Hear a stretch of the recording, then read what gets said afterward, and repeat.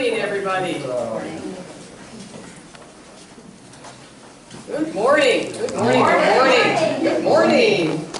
So for those who don't know, because we have a couple of new friends here today, Florence resides in the Siuslaw River Valley, on the land of the first people of Florence, the Siuslaw Indians. FUF is grateful for their careful stewardship of this area, and we honor the tribe by giving thanks to their members, past, present, and future generations. Hope. Audre Lorde was an American writer, a feminist, a womanist, a librarian, and a civil rights activist. She was a self-described, quote-unquote, black, lesbian, mother, warrior, poet, who dedicated both her life and her creative talent to confronting and addressing injustice of racism, sexism, classism, and homophobia. I'd like to open our service today with her words. It's not our differences that divide us. It's our inability to recognize and accept and celebrate those differences. Yes. Good morning, everybody. My name is Sally Watts. It's a pleasure to be with you today. We're going to ask that you rise as you are able. Open your hymnal to number 123, where we sing and start our service by singing Spirit of Life. Jeff's going to play it. We're going to sing it. Are you ready? I'm ready. Mr. Jeff.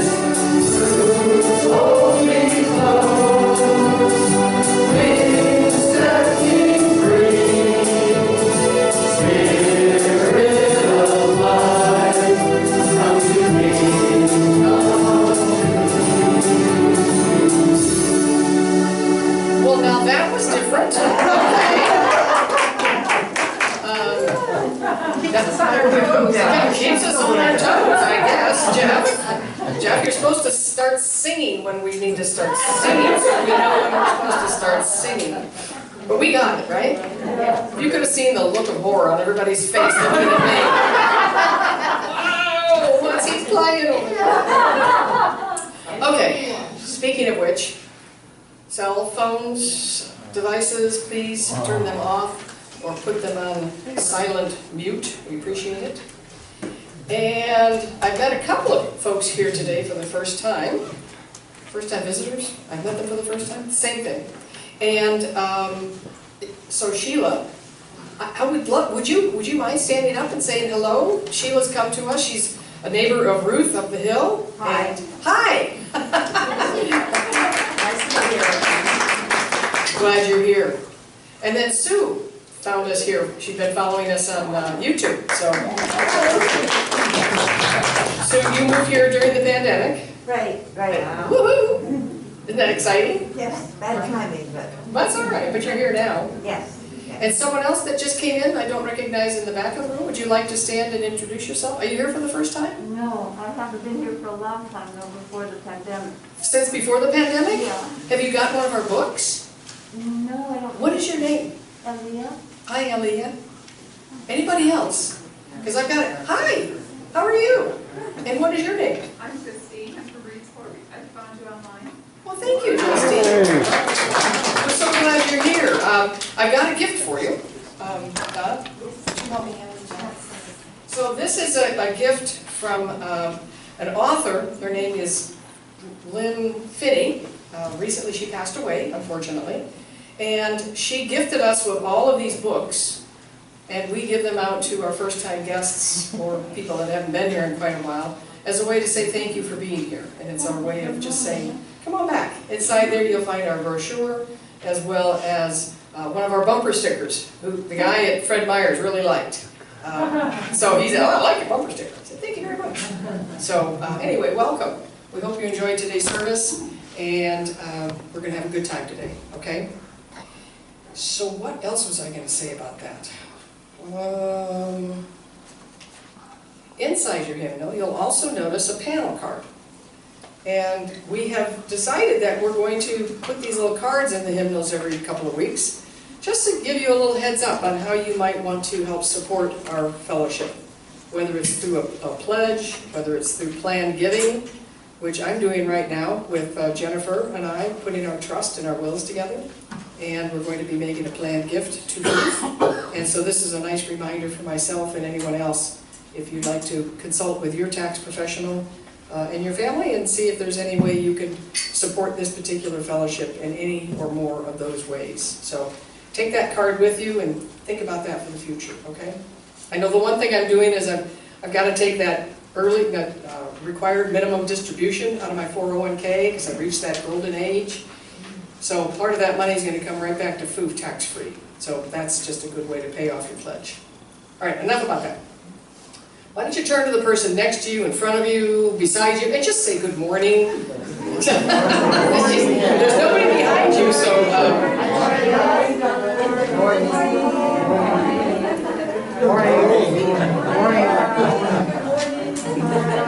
Good morning.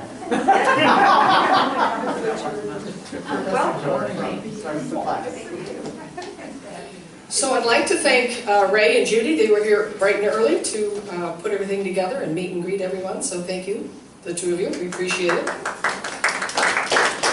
In today's program, you'll see we have a list of upcoming birthdays. Karen Earnshaw, not here today, but her birthday's coming up.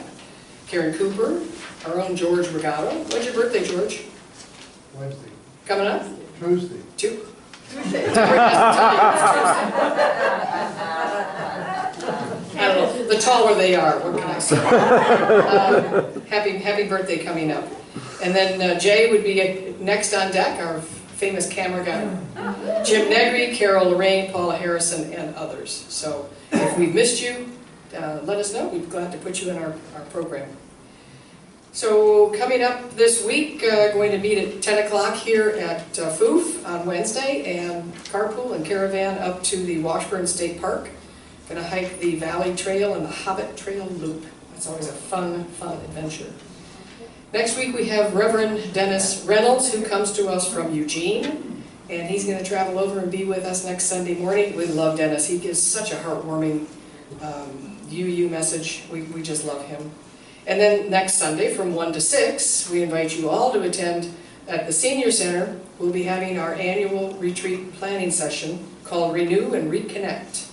And the board has arranged to have this wonderful facility at the Senior Center. It's big, it's spacious, so people will feel safe sitting around and being a part of this. Ruth Miller will lead the discussion where we can actually make some plans and then find out how to work the plan. So we're not just going to sit around and talk. We're going to actually make this work for us so FOOF can continue to grow and prosper in years to come. So we invite you to come and be a part of that. And then connecting with your soul meditation class with Dean Schrock that he does on the first Tuesday of every month, which would be March 1st. Let's see what else. So following today's service, Catherine will be in our side room. She offers affirmative prayer for anyone who would like to sit and speak with her. She'd be glad to be a part of that with you. And then Donna, right here, hello, Donna. Rev Donna Smith will be here after service where you can meet in the library and talk about her message today. And then she has a wonderful class called Raising Consciousness. You're more than welcome to stay. The discussion will kind of lead right into that, so it should be a very good time spent, shall we say. So we'll start that about 10 minutes after service concludes, and it usually goes for about 45 minutes, okay? And are there any other announcements from anyone else? Yes, Deborah. Well, Reverend Donna has graciously brought us a new supply of lovely Avocilla wines. Ooh. So we will get them unloaded from the car and displayed on the table over here. after services. So if you are interested, you got to be quick, because last time they sold out just like that. Yeah, and thank you for that. I got my 2 bottles, I was first on the list, and they're sitting there quietly waiting for the perfect time. So thank you very much for that, we appreciate that. And that's a fundraiser, is that right, Deborah? Yes. Okay, good. Gee, Catherine, would you help me light the chalice? I think the clicker's down there.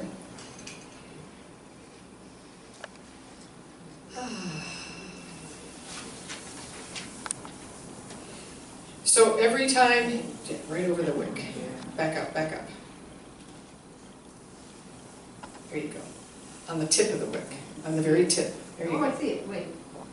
Up, up, up at the very top and tip. Goodness. I know. Brooke, you should do this. There you go. So those who are new, you can come up here next week if you want. Yeah. Really, I can make fun of you as well. So these words come from Reverend Julian Lepp, called Open to Unexpected Answers. We seek our place in the world and the answers to our heart's deep questions. As we seek, may our hearts be open to unexpected answers. May the light of this chalice remind us that this is a community of warmth, of wisdom, and welcoming of multiple truths. Blessed be. Ask Catherine to come on up. She's going to lead us in our joys and concerns. I'm going to help. Good morning, everyone. Good morning. This is the time of the service for our joys and concerns, where we share what we need to our community, when we share what we need our community to know. In our sharing, we open ourselves to love and support from each other, and perhaps open ourselves to comfort from a larger source, however you may perceive it. As Sally reminds us when we pass the basket and we put our hand over in blessing if we can't give physically, if you don't have the personal strength and time to reach out to others, send love, send healing intentions. It all adds to the loving care that our congregation is known for. It truly makes a difference. We can all be involved in that, at least that. So I have a couple of things to share. If Sally, you will drop the first shell. Lori Fox, who many of you may know, she passed away. She was, as I understand it, in a facility up north, right, Brooke? Newport. In Newport. And she really was ready to go, and so she was happily crossing over. Great. Great. She was always so sweet and very kind through her many, physical travails that she had. She was so joyful. She had a big smile. I know. And Sari Hart, who many of you know, tomorrow I believe, she's going into shoulder replacement surgery, which Jean knows all about. Yes. So I have a card in the back. If anyone wishes to sign it, and we will send it. Even if you don't know her, just best wishes. Yeah, it's the way to, send that intention out. Diane Freeberg is continuing her journey, gathering information about her cancer and taking care of herself as well as possible. I have another card for her back there, and she is the one during all the COVID times who has been responsible for sending out the cards, since the care committee couldn't meet in person. So now we're going to do the same to her, and send as many signatures as we can. And Jean Ian Terno, who is Deborah Larson's partner. He just went through some minor to medium surgery. Everything is fine, but he's at home sitting and doing nothing, and we put a shell in for him. Doing nothing? Well, I'm just saying, he's doing nothing? Okay. doing nothing but taking care of himself and I resting. love that, that's Gene. I have another card back there for him, so. Line up and start signing these cards. I think I'm the one now in charge of the cards, so you're gonna be getting a lot of cards back there, okay. Anyone else? I see Ray over there. Please line up around to the side. Sally will. So I find myself having a joy every morning when I get up and I see that Russian tanks haven't rolled into Ukraine. And I find myself with a concern every day because I'm worried it's going to be tomorrow. So that's all. It's just a troubling time. Anybody else? Richard? Well, this past week has been one of my more amazing weeks. I went up to Portland to be with my family in Portland. Saw my 13-year-old granddaughter be the highest scorer of either basketball team on an 8th grade basketball team. And if you haven't seen 8th grade basketball for a long time, it is a trip. There are so many held balls, so many missed baskets, but it's still a lot of fun, and they're still at the level where they're all enjoying it and they don't care if they win. How many points did she score? She scored 8 points, the final score. Her team won by 1 point. Final score was 22-21. Oh, God.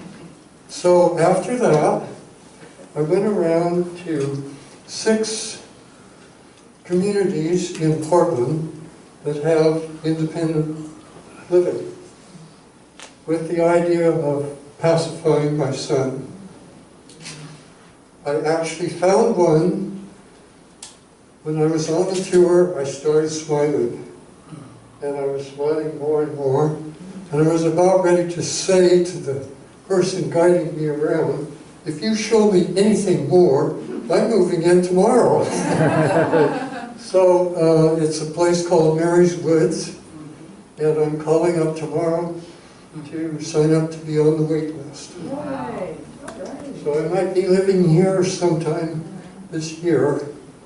And the 2 hardest things for me leaving would be my jazz combo in this church.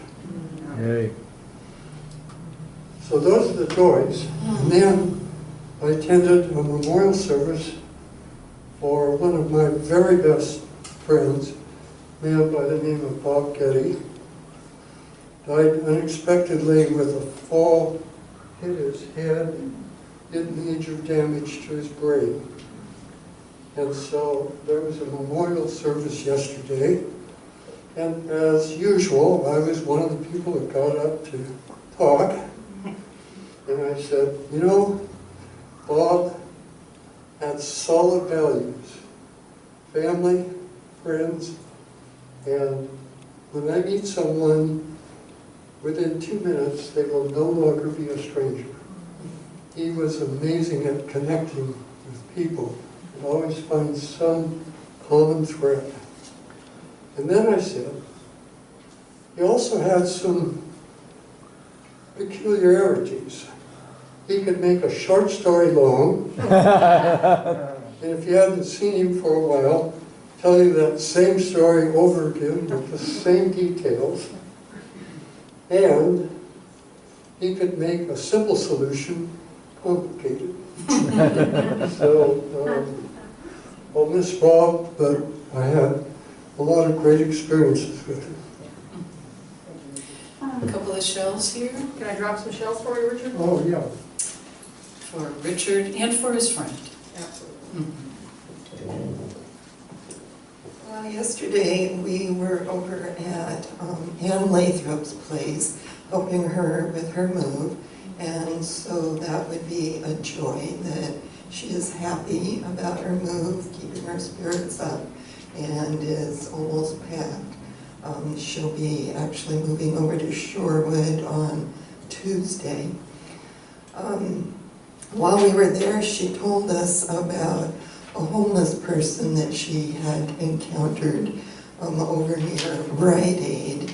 He was blind and having trouble crossing the street, so she helped him with that and got to know him a little bit. And while we were there, he called. She had given him her card and needed help to get propane for his camp.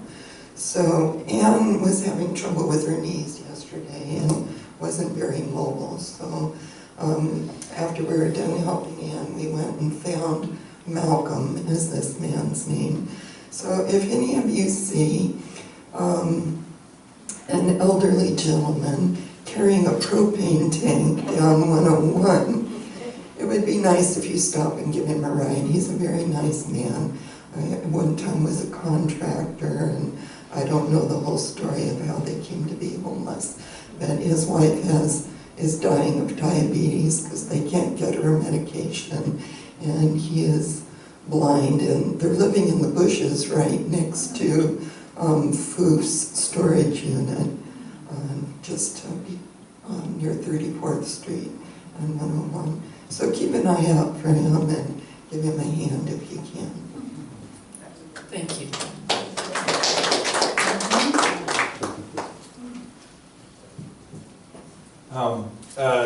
For the last couple of weeks, I've been working with my friend Herb. We went into hospice and then was unable to, the hospice process, I should say, and was unable, the next day was unable to get out of bed, feed himself, do all the other necessary business in life. And another neighbor and I were round the clock, care for him until we were able to find a place for him in Eugene, which is really, they said to everybody that was like, wow, you were able to find a place at all, because it, you know, I guess Lori was up in Newport, but anyway, it's very difficult to find those type of services in Florence. But the joy, that's the hard part of the process, but the joy was being able to spend as much time with this man, telling stories and going through the intimacies of life with him, and it was just really neat. So.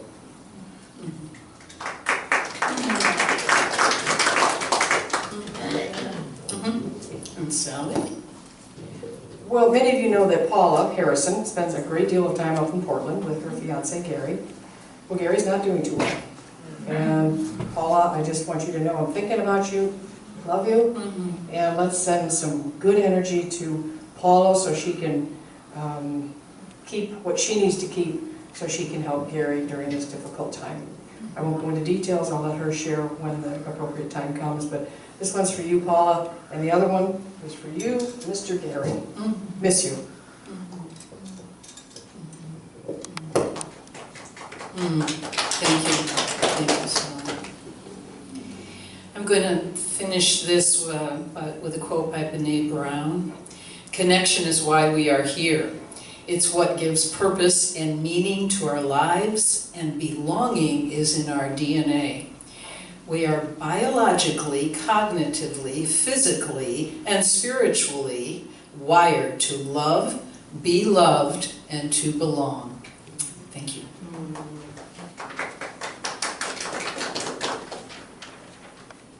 So we have a responsive reading. It's number 666. And before Xana comes up here to lead that, Donna would like to share a short little story about this particular reading. So, Donna?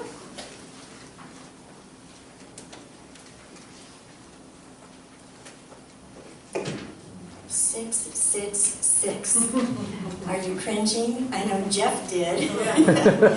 Well, I want to put a new light on it. This is what 666 means to the angels. It means it's time to focus on spirit to balance and heal your life. Tell heaven about your fears you have concerning material supply. Be open to receiving help and love from both humans and the angels. That puts a new light on 666. Thank you. So come on up, Xana. So open up to 666.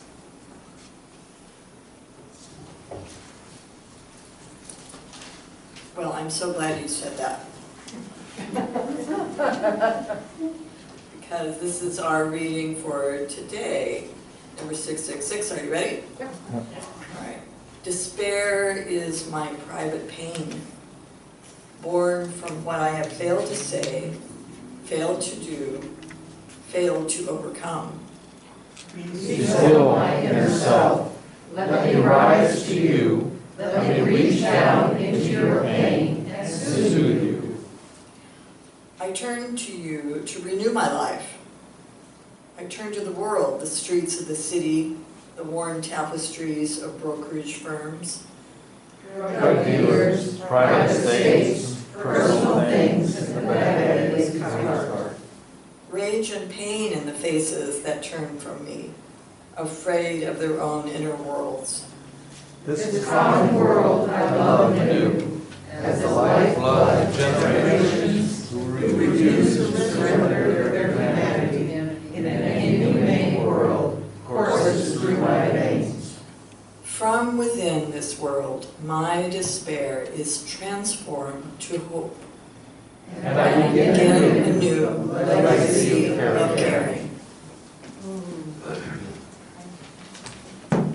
Don't close that book, because we're going to sing. The number 318, 318, Jeff has selected this and will lead us through it. Hopefully we'll know when to begin singing, right, Jeff? You got to give us a little bit of a cue. If you'd like to rise, if you're able, that would be great. We would be one.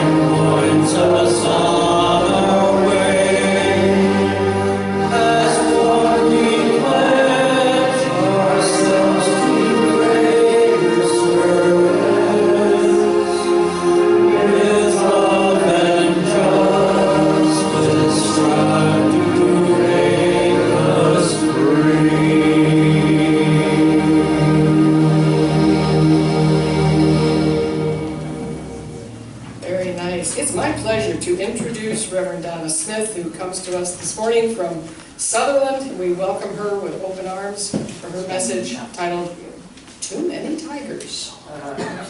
So Donna, do you want me to lower the podium so you can stand up taller, or do you like this?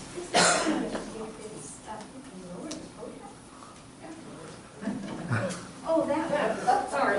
Podium, sorry. Lower the other thing. Lower the other thing. That would be a miracle. There you go. Oh, this doesn't feel right. I think it's adjust the microphone. Yeah. Okay, is this okay too? Yeah. You know, it's just, it feels like I'm standing above you. I don't like that feeling. I like to be with you. So if you're okay with this, I'm going to take this off right We now. can see you better. Yeah. Okay, all right, we'll do it that way. You can see me better. Yeah, it just comes from an old church thing where way up there was a person talking and I, you know.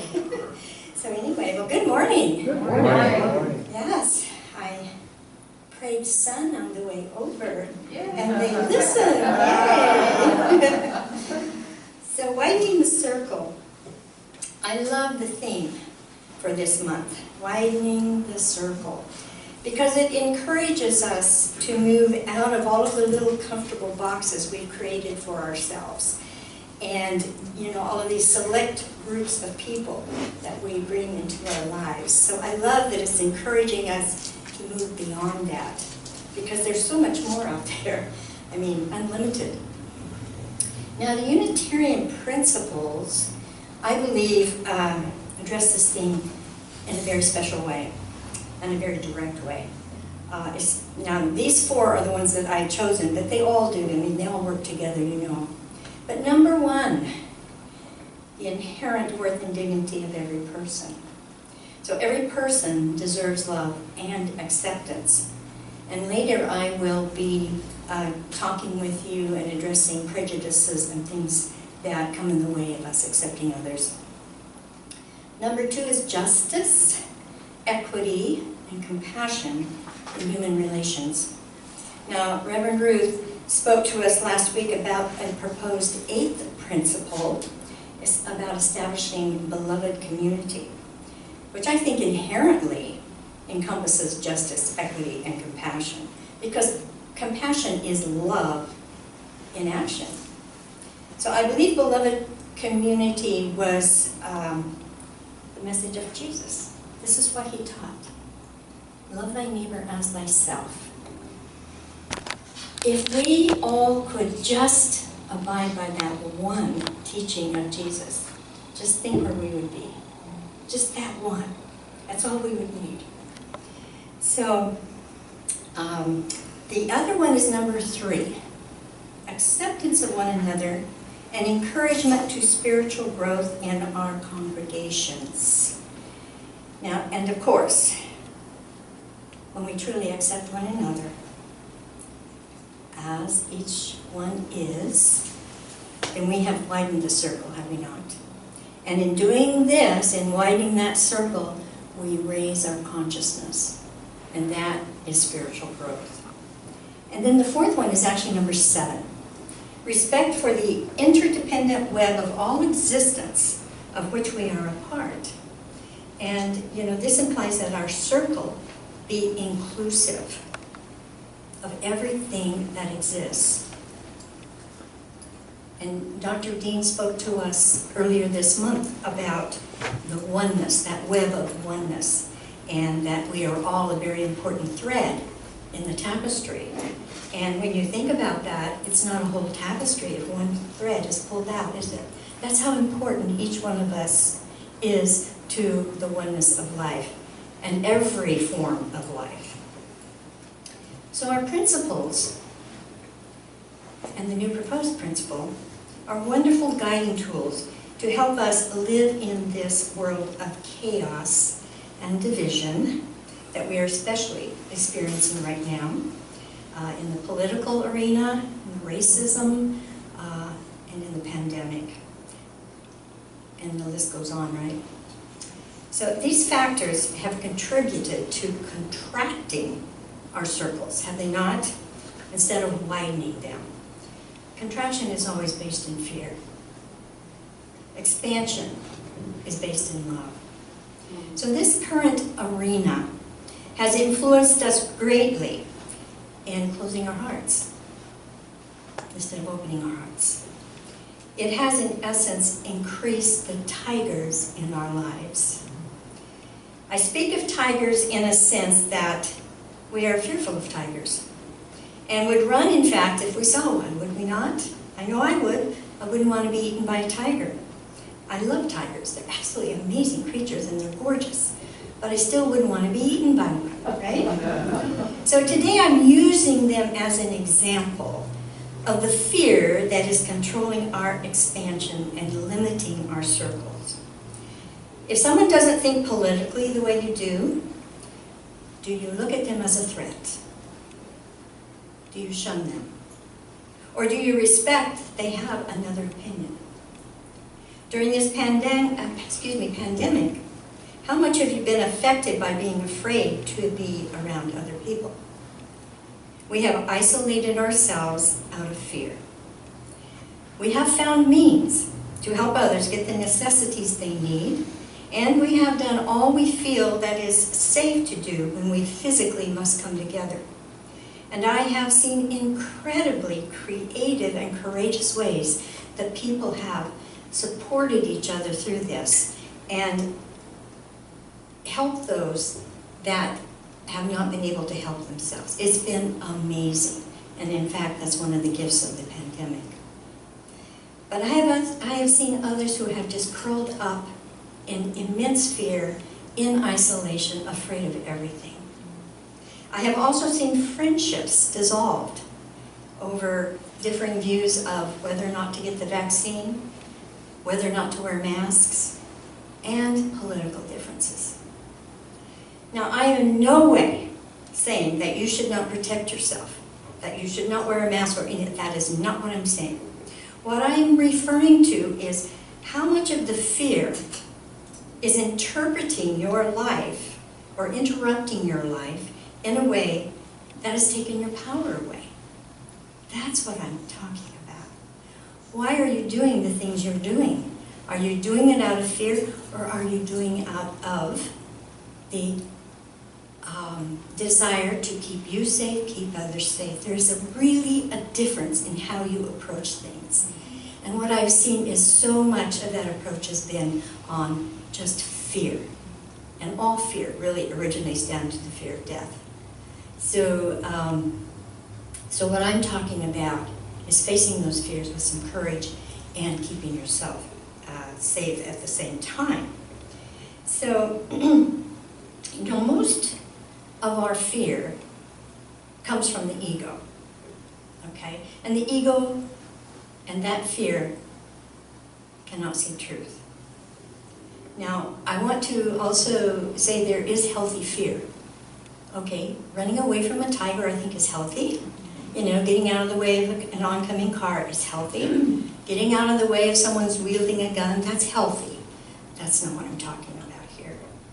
So this is the fear based on perceived future events, what ifs.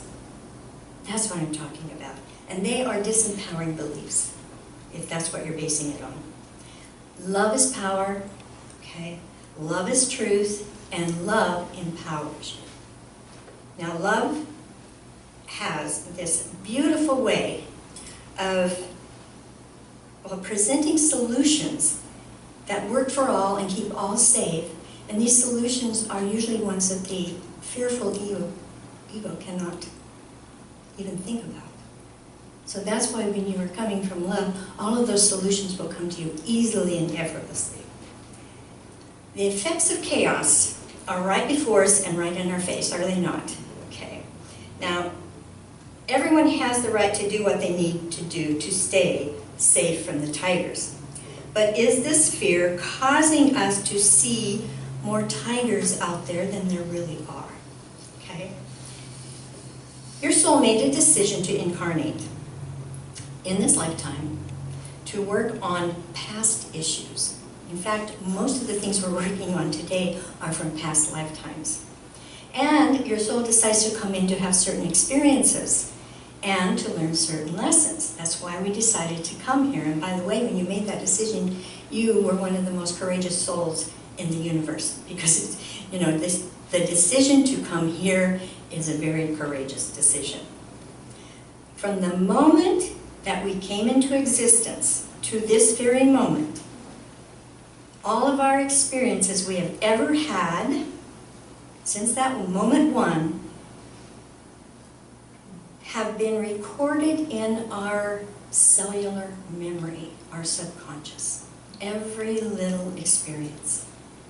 Now, in our total consciousness, 5% is consciousness of awareness. 95% is unaware consciousness. So just looking at those statistics, who's running your life? Okay, what is running your life? And it's usually something that you can't, you're not aware of. You don't even know. So that's what's running your life. So the moral of the story here is we got to try and figure out what's in that subconscious, right? Well, there's ways that that happens naturally. But with this being true, how many tigers have we brought up from our subconscious fears and used to exclude people? Another life forms, exclusion. How much of the politics, the racism, the pandemic, and the other issues of today are being perceived from those old fears? How can we effectively look at today's issues if we are using past fears to base our decisions on, which are not necessarily applicable to today's issues? Our past fears have been about control and war, exclusion and racism, greed, and numerous other actions that have affected women's rights, civil rights, cultural and ethnic rights, animal rights, and the list goes on and on. Many people are still holding onto these fears, and they're using them to affect those same issues now, instead of looking at the issues today from present moment awareness. In other words, we're really not using our 5% conscious awareness in the present to make these decisions. We're making these decisions sometimes, and we're not even sure why, because it's coming from subconscious unawareness. Now, this keeps our circles small, doesn't it? Yes. And our experiences limited, and our hearts mostly closed to allowing anyone new into our little group and our little box of comfort and safety that we create. The other day, I was driving home from work. It's a half-hour drive. I had 9 hours of accounting that day, so my brain was just a little foggy. It was very tired, and my body was very hungry because I'd forgotten to eat lunch. So as I was driving, I came up behind this little car, okay? This little car was very dirty, and it was dented over most of its structure. So I'm looking at this in front of me, in this little foggy, whatever it was I was in. I said, wow, that person who owns that car doesn't take care of it very well. I bet he or she is sloppy at home too. I bet it's sloppy inside that car. I bet he or she is not even a really nice person. I don't think I would like to know this person, but this is what was going on. In fact, I said, probably rude, maybe even dangerous. This is what I was thinking in my mind. All of a sudden, it was like I woke up and I was shocked. I was shocked that I was sitting there, spewing this out, but I was. And I said, this is not who I am. What is happening here? So, I just took a deep breath. That's what I always do when those things come up, and it's a very good thing to do because it kind of brings you back to the present moment. And what I realized was there was something from my subconscious coming up at that moment. And I understood it was from something in the past that had actually happened in this lifetime, but it was coming up. And this was giving me an opportunity to see that it was still down there, okay? And so, as soon as I realized that, all of those horrible thoughts that I had, those negative thoughts, kind of just floated away, okay? And I had a new perspective. So I thank that little car and that driver for helping me bring up something that needed to come up and be released, okay? This told me that I still have prejudice within me, which I was not aware of, okay? Did anyone read the book Cast by Isabel Wilkerson? Yes. We all have hidden prejudices and judgments within us. And, these come from our past lives usually, for some from the present, but most of them are from our past lives that have been lived in fear mostly. Our species has a violent history. And it doesn't matter when it started, it's been violent, has it not? And so no wonder we carry these fears with us in our subconscious, and sometimes they're not. They're in our awareness, and they limit our actions here when we are consumed by them. But most of these are generational conditioning and fears, and they have been brought forward from generation to generation, and they are in our cellular memory. Now, we are all aware of racism and ethnic prejudices, okay, which has been with us for many generations. I was born in Oklahoma, and I'm Irish. I cannot begin to tell you the number of disparaging remarks I've heard about Okies, who are lazy and poor, trash, or the Irish people who brought over diseases and they're lazy. I mean, and I'm sure that you each have had experiences in that arena. And, you know, you may even have been targeted by them. But our history has been about creating circles of only acceptable people. They have to be just like us, right? And that's all based on fear. Because we do not like the unknown. We do not know what to do with something different. It makes us uncomfortable. However, every person in this world is a divine being. And if you believe in the oneness of life, guess what? That person is a part of you. And so that should put a different light on those kind of things.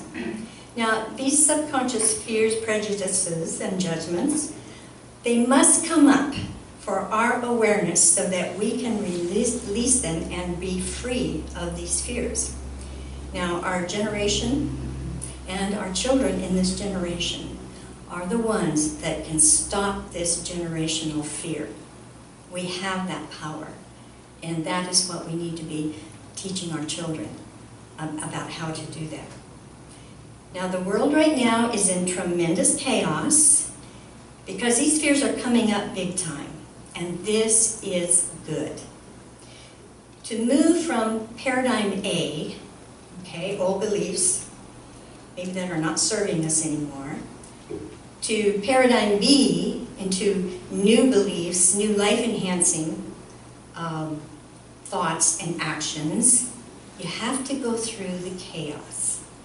Anything that is dismantling and going in and coming into something new has to dismember itself. And that's the chaos that we're going through right now. We have to go through this chaos. So it's good. It's painful, but it's good because we are moving to this new paradigm.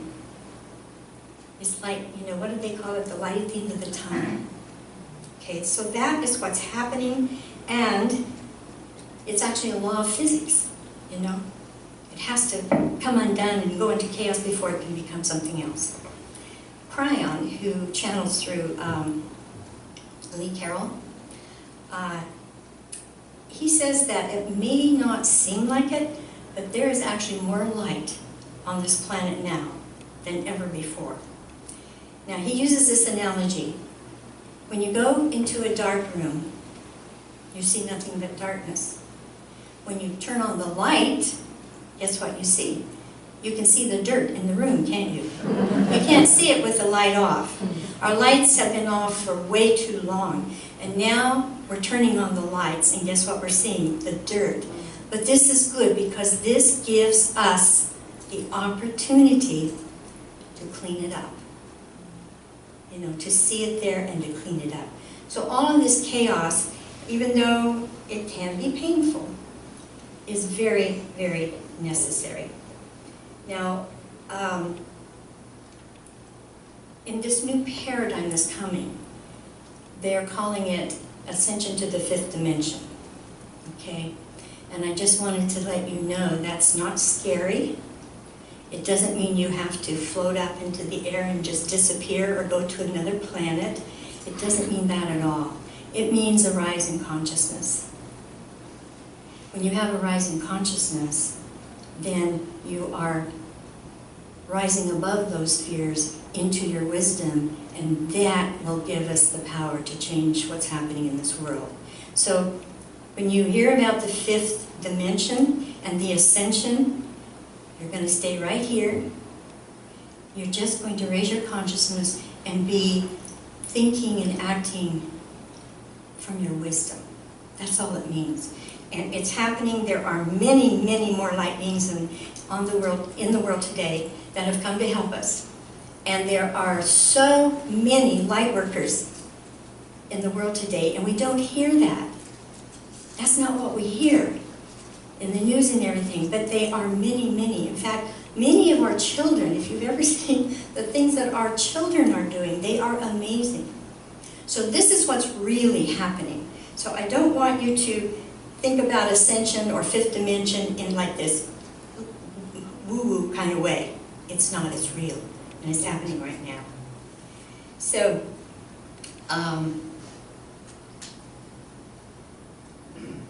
here's what I really want you to hear when these things come up for you. You look at them as opportunities to raise your consciousness. You look at them as opportunities to get rid of some of that hidden fear. Do not look at these things as they come up as something to be guilty of or to feel shame about. That just adds more to the fear. That's not what it's about at all. When they come up, be gentle with yourself. Be grateful that they came up. And here's the big key. In fact, this is the big requirement to raising your consciousness and going beyond these fears. You have to forgive yourself and everybody concerned. Forgiveness is the word for raising your consciousness. And so if that's a difficult process for you, I would work on it if I were you, because the freedom that you feel when you release and forgive is amazing. And once you do it, you want more and more of it. So, I would highly recommend that you work on that. Now I see that little car in my mind, okay, and I respect it for its strength and its endurance. It obviously had a pretty tough life. There wasn't one part of it that wasn't dented or scraped or something. But now I look at that little car, just like I look at a child that's been out playing in the dirt all day, comes in, clothes dirty, face dirty, knees and elbows scraped. I see that child as a precious, beautiful child. So that's how I see that little car. That's my new vision of that car. So, I didn't get to see the person driving, okay, because I had to turn off before I could get around. However, I'm choosing to know that person is probably one of the nicest people in the world. So, I had no right to spew out those judgments on them. And I learned a great lesson that evening driving home. And, I cleared some of that fear from my subconscious. So I like to think that ratio, 5:95, 5 is increasing, 95 is decreasing. That's how we look at it. And that's kind of a fun way to look at it. So when these things come up for you, greet them positively as opportunity to be more your authentic self. See them as opening the door to love and acceptance of others, because you have released some of the fears, okay, that may have been preventing them. And if you really want to go on a wild ride, you ask Spirit to reveal to you what needs to be revealed. Be careful what you ask for. I'm serious about that because I asked for that. But it's been amazing. It's been amazing. And it kind of can be painful sometimes, but I started this process a long time ago, and so right now I feel very much at peace, and I know I've released a lot, and there's still more to release, of course. But the releasing part, when you feel that freedom, it's amazing. And, you just want to keep doing it, as I said before. So before we go into our meditation, I want to share these words from Joanna Macy. She is an environmental activist, an author, and scholar of Buddhism, general systems theory, and deep ecology.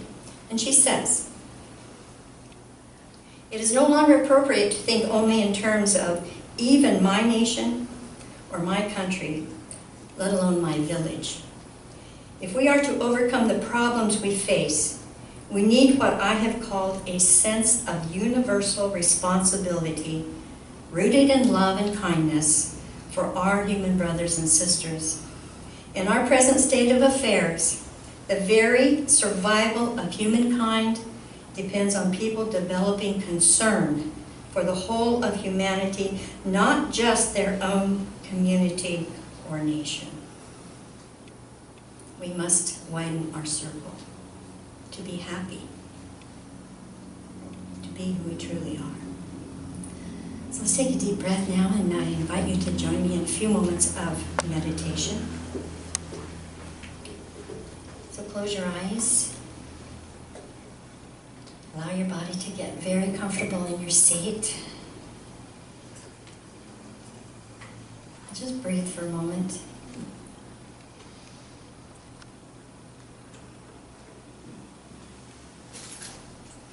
Now bring your attention to your heart. Think of someone or something that brings you a genuine feeling of joy and love, appreciation. And just hold that image and those feelings in your heart.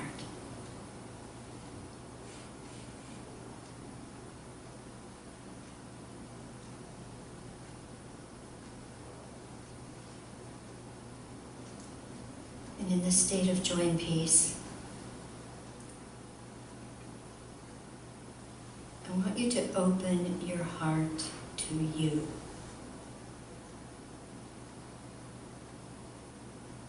See yourself within your heart as a beautiful being that you love deeply.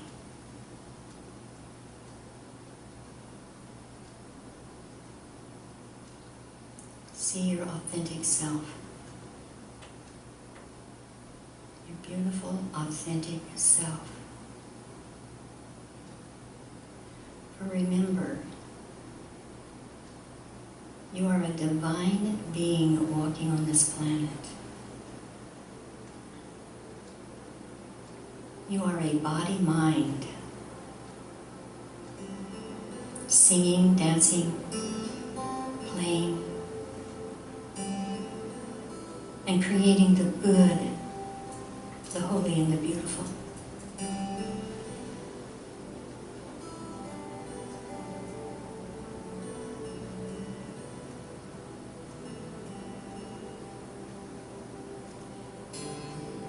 And in this deep love for yourself,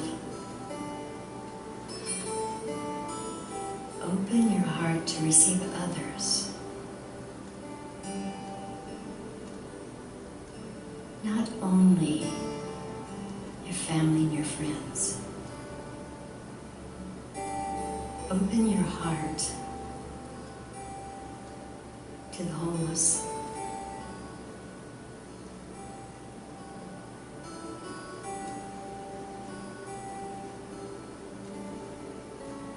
To all beings, regardless of their circumstances.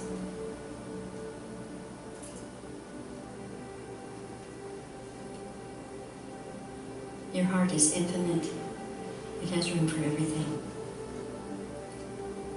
So I invite you to practice widening your circle. And a very powerful way is to imagine a golden cord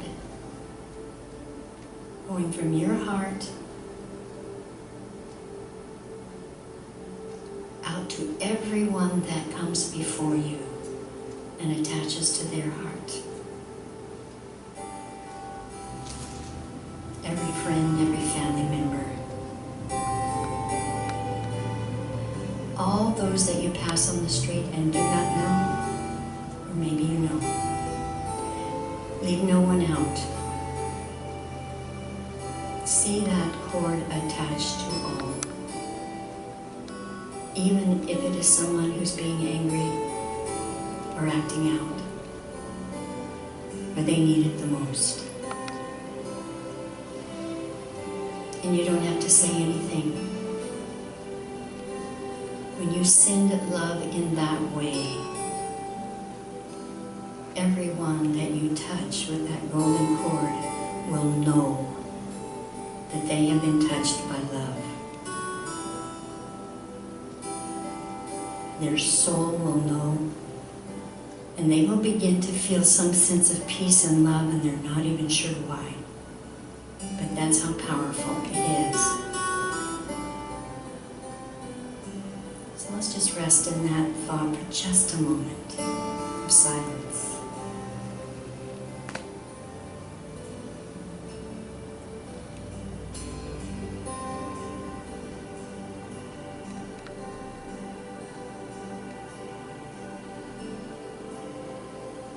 So as you begin to bring yourself back, wiggle your toes, wiggle your fingers, come in contact with your body. And I really do encourage you to use the golden cord, because it will definitely open up your circle. Thank you very much. And after the service, I was going to say teaching a class, but really it's discussion. Everybody's teaching everybody that's there. So, but I will be facilitating a class that's going to actually kind of expand on this whole idea. So I invite you to come and join us. Thank you very much.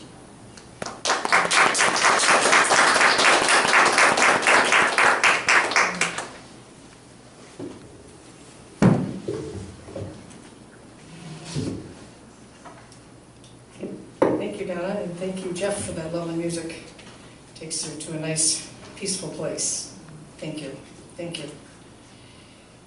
So this is the time when we talk about the offering, and it's always a pleasure to talk about this, truly, because we're talking about ourselves. We're talking about our church, our fellowship, and how we wish to sustain ourselves and grow so people can find us.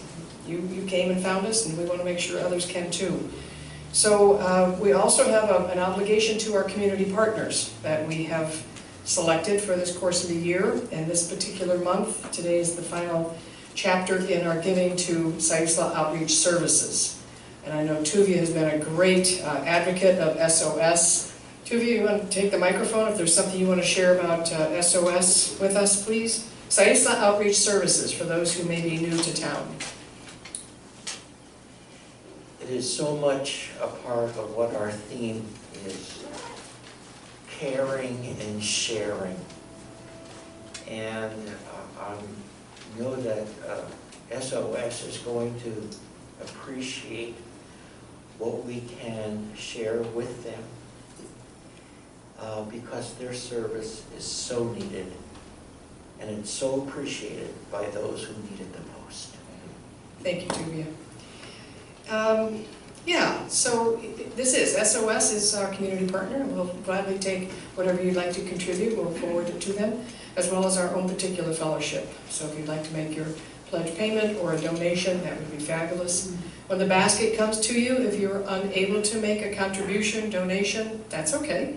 But just take that basket in your hands and shower it with love as it goes from yourself to the next person, because that love is also needed. And if you're watching this virtually, you can make your contribution to our fellowship or to SOS by sending us a check, payable to FOOF, and mail it to P.O. Box 2502, Florence 97439. You can also go on our website and click on the donate button. That makes it really easy. So I'm going to ask on this side if Catherine would help, and maybe George, you'll help on this side. We'll pass the basket, and before the music is provided by Jeff, music titled Deep Peace. Please repeat after me. Divine love through me. Divine love through me. Blesses and multiplies all that I am. Blesses and multiplies all that I am. All that I give. All that I give. And all that I receive. And all that I receive. I am prosperous now. I am prosperous now. Blessed be. Blessed be. So we have SOS here, and we have FOOF over here. There's little signs inside each basket. And Jeff will play some lovely music.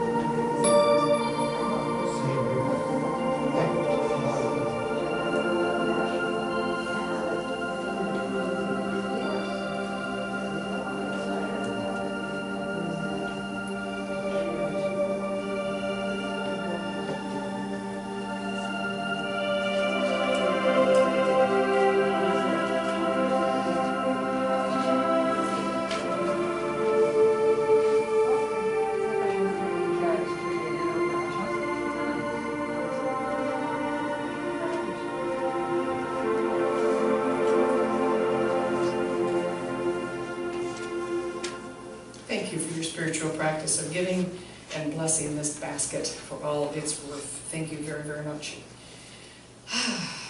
Catherine, you want to extinguish the chalice, the flame? It's easier than lighting it. So I offer these closing words as we extinguish this chalice. Brian Tracy is a Canadian-American motivational public speaker and self-development author. He's the author of over 80 books that have been translated into dozens of languages. His popular books are Earn What You're Really Worth, Eat That Frog, and No Excuses. Brian says, quote, "The greatest gift you can give to others is the gift of unconditional love and acceptance." I'm also reminded, Sean Covey says, as Donna said this earlier, a fruit salad is delicious precisely because each fruit maintains its own flavor. So anyway, remember Donna's in the library shortly after service. Catherine will be over here with affirmative prayer. And at this point I ask that you rise as you are able. Let's form a circle around the chairs. We're going to sing our peace song. It's something we sing at the conclusion of every service. The words are on the back of the program if you'd like to sing along. There's no pressure. You can just look and hum. Just be a part as best you can, okay?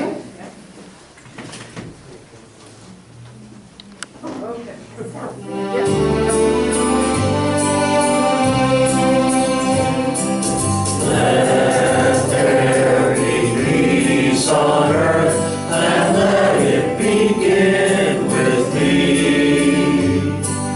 Let there be peace on earth, the peace that was meant to be, with love as our center. Family all are we. Let us walk with each other in perfect harmony. Let peace begin with me. Let this be the moment now. With every step I take, let this be my joyous vow. To take each moment and live each moment in peace eternally. Let there be peace on earth, and let it begin with